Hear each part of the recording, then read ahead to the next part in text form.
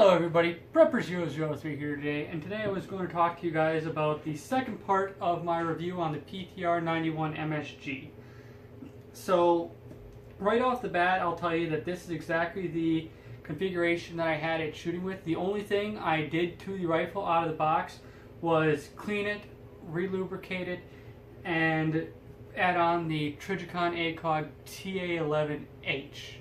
And that's the 308-240 Reticle ACOG. And right now, out of the back, I will say that one of the things that I really want to say that did hinder me a little bit throughout the testing for accuracy shooting was dealing with the Harris bipod. Whenever I would have it rested, and as you just see there, the actual release is very light, so whenever I'm resting it up against the sandbag, the bipod is constantly coming out further and further on me and adjusting mid-shooting. So that caused errors in my shooting, and pretty much at one point I ended up just saying screw the bipod and ended up just resting it on top of the sandbag towards the end to get my final groupings, because I did three test groupings for each one of the groups that I shot, and right now I got the best groups out of those right here to show you. And I do have one in there of two shot groups that I did just to show you a little comparison. But that is one thing that I did find a little bit of a hassle, was that how light I had to just tap it in just like that. I'm barely even pressing on that detent to cause it to actuate to release that bipod leg. So that is one thing that did kind of irritate me throughout the testing with the bipod.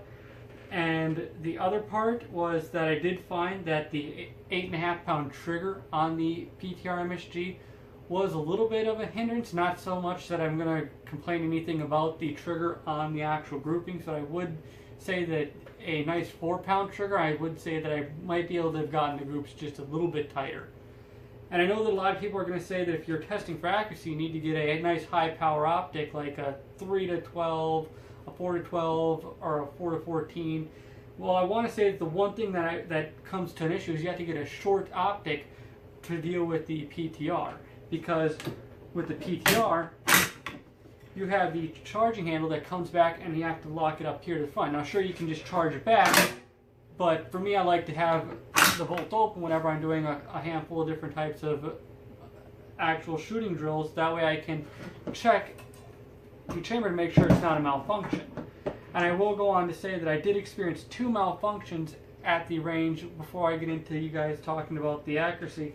And pretty much the first one that I had was where the round, it went to eject one round, the one round went in, but the ejected brass round, well, the ejected brass casing I should say, didn't eject and pretty much flipped around, and you had pretty much a double feed, but instead of it being 2 rounds, you had the ejected brass casing and the new round that was going in stuck right there in the chamber. So I pretty much had to eject the magazine and then just finger it out of there. But besides that, that was the first run. And then the second one, it was on the last round from my three round groups, and pretty much the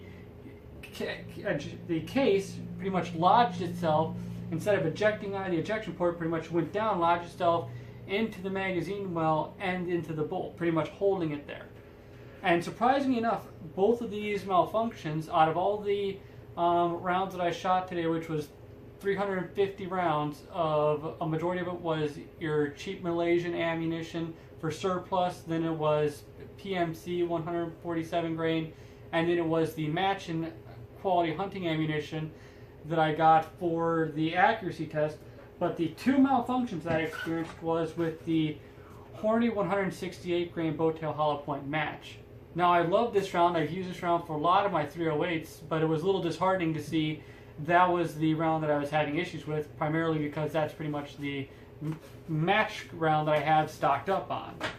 So now that I've got that out of the way of explaining to you guys the rifle and the reason that I have it set up the way I do, which is pretty much primarily for a DMR purpose, not a quote-unquote sniper role.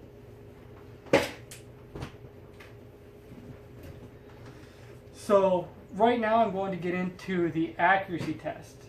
And right now I'm going to show you the Hornady 168 grain bowtail hollow point grouping, and that is right here, pretty much a 2.5 MOA grouping. So a little disheartening to see that out of a pretty much a round that I've been using for a lot of my different 308s, as I was saying. But that's that's the best grouping out of the 3 shots that I've got for it. And right now, I'm going to be doing more testing on it and doing in the final review of the 4-part series to see if I was able to get any better groupings out of it after I get the trigger updated. But right now, with the 168 grain bowtail hollow point for the Hornady Match, 2.5 is the best I was able to get with the rifle and the optic. And that is going to be the worst grouping that I got out of the day. Now, the second worst was a 2 1/8 grouping with the Hornady 168 grain ELD Match. Now, surprisingly enough, this right here is the second grouping that I shot with this ammunition, but an 1.25" grouping I got at the same time after I shot this group. I got this one right here, which was a 1.25". So it was nice to see that after doing a little bit more trigger control and a little bit slower breath and a little bit trying to work more with that trigger, I was able to get to tighten it down to a 1.25". But this pretty much right here is the best grouping that I got out of the day. So it's pretty nice to see it go from a 2-inch grouping to almost a 1 MOA group. But right now, with this being the best group, it's not a sub MOA gun for me at the moment until I do some more testing with it. But right now I shot pretty much a box of each of these ammunition out, and this is the best grouping that I was able to get. And both of these are with the Hornady ammunition. Then right here I have the Nosler 165 grain Partition, and the best grouping I was able to get out of this was a 2 MOA group. Now, I have tried more with this one. I was hoping that this one would be a little bit better, especially with this being the most expensive round out of all the ammunition that I shot, but unfortunately it just didn't really come to fruition. Right now the other groupings that I got were, let's see, I wrote them down here on the back. Yeah, a 6 1/10, 6 1/4 inch. So, 2 1/4, 2 1/10 inch. So right now it was sitting right around that 2 1/4 for the Nosler Partition. And then surprisingly enough, let me just move this over here, bring this up here.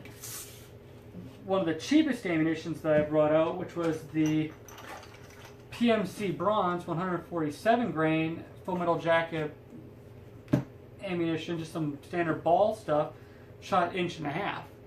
So this $15 ammunition beat out in accuracy the Nosler Partition, which is pretty much almost a $37 box of ammunition. So it really surprised me, and it actually kind of made me a little bit happy, because this is another thing that I stock up on for my 308s. Now I'm sure if I was able to get a hold of some 175 grain Federal Sierra Match King stuff, that would shoot pretty nicely. But right now I'm pretty much done with the accuracy test of the review. With what I've seen here, pretty much at the best it's a 1 1/4 to 1.5 with the current setup that I have right now. So I'd really like to hear what you guys are getting with your PTR. I'm sure some of you guys that have a nice upgraded trigger to that 4.5 pound from Bill Springfield, I'm sure you guys are getting a little nice bit of tighter groups. I'm sure some of you guys with a much better, like a Night Force or good Vortex scope on there that's not interfering with your charging handle, are able to get some pretty nicer groups on there as well. But so far, with my experience right now, from what I was getting with the Trijicon and the ammunition that I have here, was pretty much a 1 1/4 to a 1.5 inch group at best, to a 1 1/4 to a 2 1/4 grouping. So overall, for a DMR rifle, that's not horrible. but it would be a little bit nicer, especially since this is supposed to be their second tier rifle. But then again, like I said, there's some things that you are getting that's a bit different with the Ptr over some of your more streamlined modern day rifles. Now, I love the Ptr at the moment. I had pretty much 99% reliability out of it, besides those 2 malfunctions out of the 350. So that's doing good. I'm really looking forward to doing next week the torture test with the sand, mud, and dirt. So that's something I'm really going to be interested in, because if it passes that with flying colors, then I can pretty much guarantee that that's going to be my new DMR rifle. So right now, like I said, there are some things that were a little disappointing with what I saw, but overall it's not horrible. That's pretty much what I was seeing with some of the other people's reviews with the Ptr. They were saying that they were getting a 1 1/10 to a 1.5 inch group. So it's pretty much standard for what I've seen on the internet for the Ptr Msg. But this right here is what I was wanting to give you guys some actual visual footage on what I was getting with the rifle and the different types of ammunitions that I was using. So it's not a huge variety of ammunition. It's not like I went out there with 10 different boxes of ammunition and spent 10 hours just dialing them in box after box after box. So yeah, pretty much that's what I have right here. And I appreciate you guys watching. Comment down below on what you guys think and what your guys' opinion are so far on the Ptr 91 compared to my first impression and now the accuracy test portion. I'd really like to hear what you guys are getting out of your Ptrs and what models you guys are shooting, especially the MSG series, if you guys are getting anything better. I know they have the MSG 91 SS, which is supposed to be their Super Sniper edition, to where that's supposed to be pretty much a cut and copy of the PSG 1. So I'm really looking forward to seeing how that compares to what I'm getting right here. Like I said, if with a better trigger and a different optic, I might be able to get the groups about a little bit tighter, but I'm not saying that it's going to take it down to sub-MOA just by swapping out a trigger and an optic. So I really appreciate what you guys are doing by watching and commenting down below. So thank you, have a great day, and see you later.